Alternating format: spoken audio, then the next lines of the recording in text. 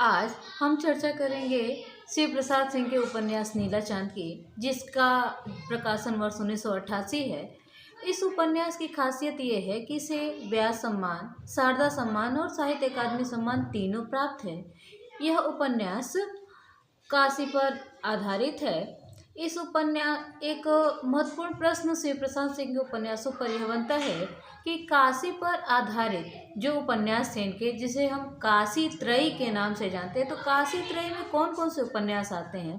तो इसमें जो सबसे महत्वपूर्ण उपन्यास है वो है गली आगे मूर्ति है, फिर नीला चांद और वैसे वानर, यानी ये तीनों उपन्यास ऐसे हैं जिन्हें हम काशी त्रयी के नाम से जानते हैं। शिव प्रसाद सिंह के उपन्यासों पर अगला एक महत्वपूर्ण प्रश्न कि इनके उपन्यासों में किसका प्रकाशन पहले हुआ अथवा किसका प्रकाशन। तो इस दृष्टि से हम देख लेते हैं जो इनका अलग अलग प्रकाशन वर्ष 1967 गली आगे मूर्ति है, 1974 नीला चांद 1988 ईस्वी में, 1973 में, 1973 में, 1993 में, 1996 में, 1990 में, 1990 में युद्ध, 1993 में, 1993 में उपन्यास और 1989। एक बार फिर वही प्रश्न बनता है काशी त्रयी के नाम से तीन उपन्यासों को गली आगे मूर्ति है, गली आगे मूर्ति और वैसे वानर को काशी त्रयी के नाम से जानते हैं। शिव प्रसाद सिंह के अन्य रचनाओं में इनके द्वारा जो लिखित रिपोर्टाज है अंतरिक्ष के मेहमान, शोध प्रबंध में कीर्तिलता और अवहट, जीवनी है उत्तर योगी श्री अरविंद, और इनकी पहली कहानी है दादी माँ जो अत्यंत प्रसिद्ध है। नीला चांद की विषय वस्तु के काल के संबंध में जो प्रश्न बनता है कि यह किस काल की कथा है, तो 1060 ईस्वी अर्थात 11वीं शताब्दी की कथा इसमें ली गई है, और इनमें 3 मुख्य शासकों का वर्णन है, कीर्तिवर्मा, कर्ण और मदन। इस उपन्यास में एक गाना भी है, हंसा फिरे विपत के मारे अपने देश निनारे, अब का बैठे ताल तलैया छोड़े समुद्र किनारे। तो इस पे प्रश्न ये बनता है कि यह पंक्ति किस उपन्यास से ली गई है। तो निश्चित तौर से अब इस प्रश्न का आसान उत्तर आपके पास है कि यह पंक्ति नीला चांद से ली गई है। इस उपन्यास से संबंधित एक और महत्वपूर्ण प्रश्न यह है कि इसमें कुल कितने अध्याय हैं।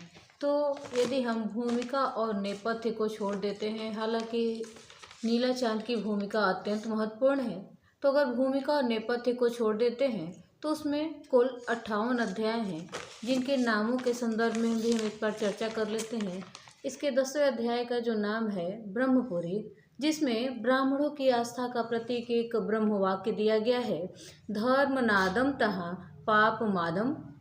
तो इस तरह से अन्य अध्यायों के नाम है नट बेटियां नचाते हैं, सुग्गा मानुष की तरह बोलता है, सुअर घूरा उकीलता है, या सिर्फ 1 मिनट।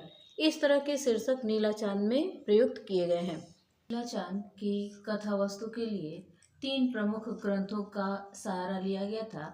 इन 3 प्रमुख ग्रंथों में वाराणसी वैभव कुबेर नाथ शुक्ल का, काशी का इतिहास जो मोतीचंद की रचना है, और काशी खंड जो स्कंद पुराण का एक हिस्सा है, इन 3 पुस्तकों की सहायता ली गई थी।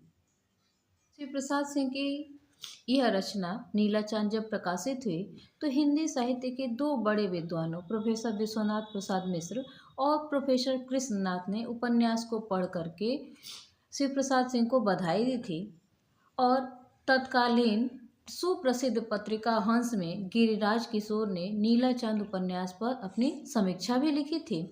ठीक उसी तरह से ठाकुर प्रसाद सिंह ने इसे वार एंड पीस के समान का उपन्यास बताया था, अर्थात इसकी तुलना वार एंड पीस से की थी।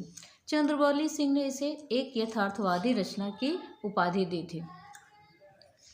नीला चांद उपन्यास में राजा भोज, राजा भरथरी और रानी पिंगला के जीवन की संक्षिप्त कथा भी दिखाई देती है।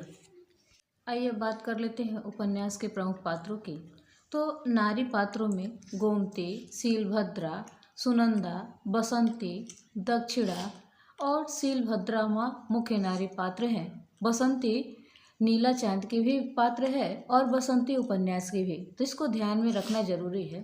पुरुष पात्रों में कीर्ति वर्मा, कर्णदेव, देव वर्मा, गोविंद सिंह, सूरज काका, रज्जुक और हीरामन का नाम महत्वपूर्ण नायकों में लिया जाता है।